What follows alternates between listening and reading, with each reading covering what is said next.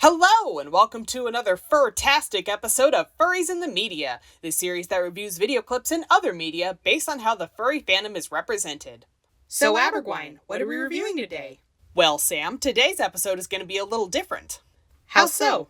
We're going to be covering our very first podcast. Well, specifically episode 166 of The Omnibus, a podcast that explores strange and obscure human knowledge as a sort of time capsule. But the fact that we're covering a podcast episode is not really why today's review is going to be different.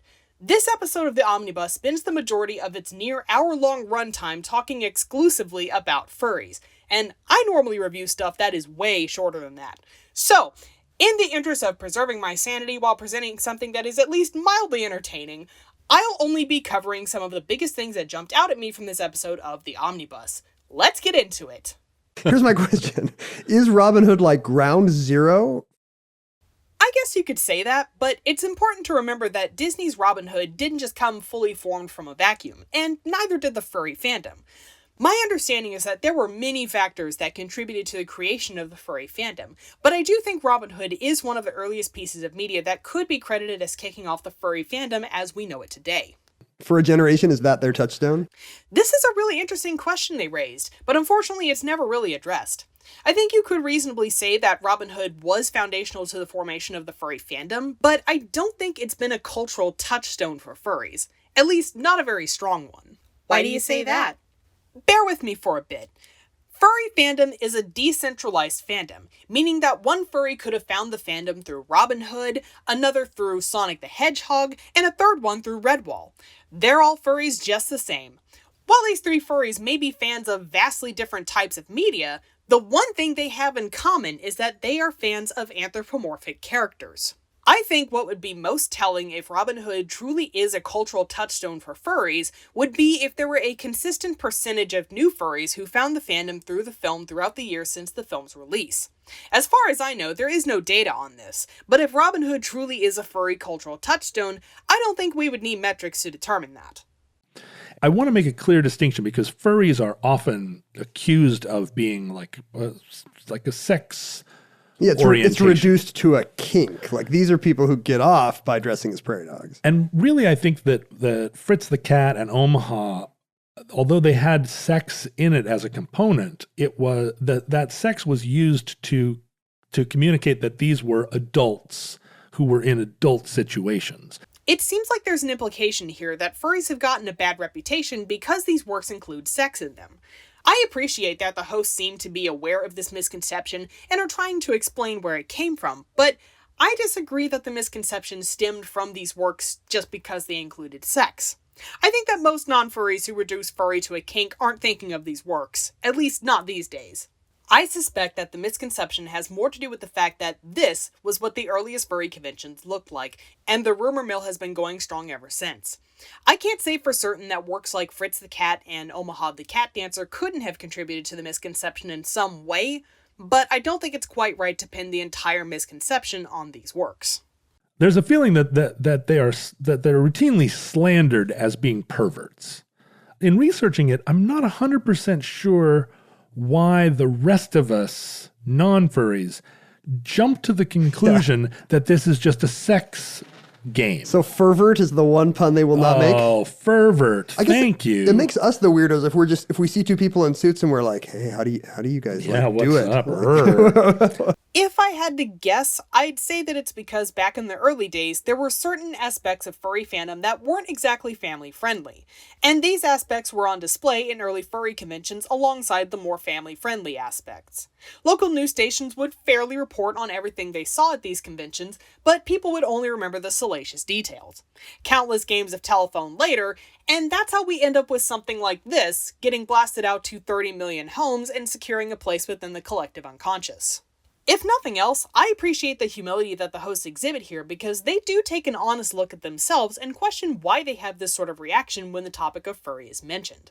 There was a 2012 article in Wired about a man named Lee Bowers, who was a guy, he was a cattle rancher that at a certain point in his life got into the business of vinyl advertising And he was the guy that continued to kind of develop that technology until he invented the sports mascot that is the inflated plastic sports mascot where there's a human inside it and there's a little fan that keeps the dinosaur pumped up. And at one point, he was looking for someone to do a demonstration, a teenager to volunteer to get inside to do a demonstration of this costume for some buyer.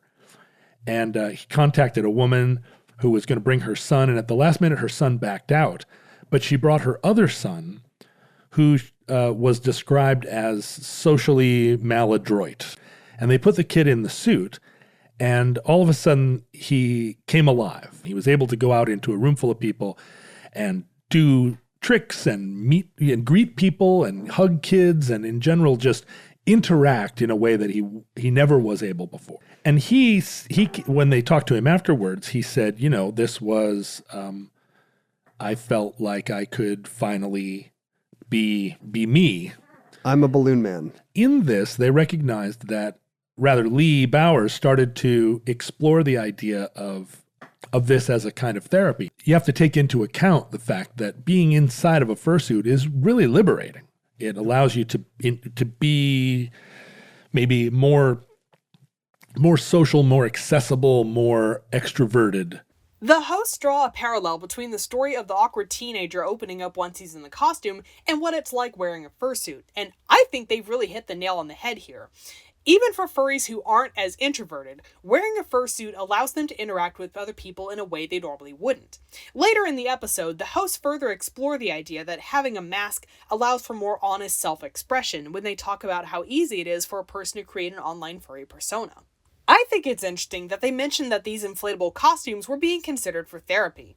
I wasn't able to find the article they mentioned, nor was I able to find anything about using costumes as treatment for extreme introversion or social anxiety, but I believe that there definitely is something to it that should be further explored. All of this makes me think of a quote from Oscar Wilde. "Man is least himself when he talks in his own person. Give him a mask and he will tell you the truth." Abby, Oscar Wilde wasn't talking about furries. Of course not. This was not the context that Oscar Wilde had in mind when he wrote this, but I feel that the quote succinctly explains why so many furries have such personas, even if they only exist in virtual online spaces. There is one last part of this episode that I wanted to address. It's never outright stated anywhere in the episode, but Ken and John seem to be of the belief that most, if not all, furries have their own furry costumes, or fursuits. They do note that fursuits are different from mascot costumes, and they seem to understand that furries often place special value on fursuits. They even spend the majority of the episode talking about the concept of anthropomorphic characters, which is the main focus of furry fandom. I think it's a shame that despite all that, they never even entertained the notion that not every furry has a fursuit. Maybe they never thought to look into it. Yeah, that's a possibility. Early on in the episode, the hosts do talk about their experiences at various nerd and geek conventions and coming across fursuiters in those places. Given their past experiences, it makes some sense that they didn't question whether or not most furries even have fursuits. And to be fair, if I had to choose between them trying to dispel the sex misconception or dispelling the misconception that every furry has a fursuit, I think it's much more valuable that they address the sex misconception in an attempt to dispel it. Now let's take a look at those review stats. Information accuracy is 100%, and the spirit is 67%, coming to an average of 84%. And now time for my thoughts. I think this episode of the Omnibus does a fantastic job of examining furry fandom beyond the surface by delving into the furry fandom's history. Now, I'm no historian by any stretch of the imagination, and I'd hardly consider myself a furry historian, but it seems that the history that is presented in this episode is on the level. As for the hosts themselves, they seem to be coming from a place of understanding in the way they present and discuss the topic at hand. They're inquisitive, and they seem to be genuinely interested in expanding their understanding of furries. They also seem to be sensitive to the fact that furries have gotten a bad rap regarding adult content, and it seems they're trying not to feed into that misconception. They even have a moment of self-reflection where they examine their own knee-jerk reaction that furry is about sex. I think the only big things they got wrong were from assertions that seem to have been based on conjecture, like the failure to explain that most furries don't have fursuits, and their explanation of where the whole sex misconception came from. That all being said, there's actually one last thing I wanted to address from this episode of the Omnibus. You just said that before the review stats. Okay, well I really mean it this time. This is the last thing I'll address from the episode. Like, I just watched the Disney Robin Hood with my daughter, and I hadn't seen it in many years, but I found I could like nearly recite it. Yes. So here's my question. Am I a furry? I'm sure this was asked in jest, but the real answer is that nothing will make you a furry against your own will. You, and you alone, are the only one who can decide whether or not you're a furry. It doesn't matter how much you enjoy furry art, movies, games, or whatever, you're not going to accidentally make yourself into a furry if you don't want to be one. Well, that's it for today's episode of Furries in the Media. Have fun, stay awesome, bye-bye!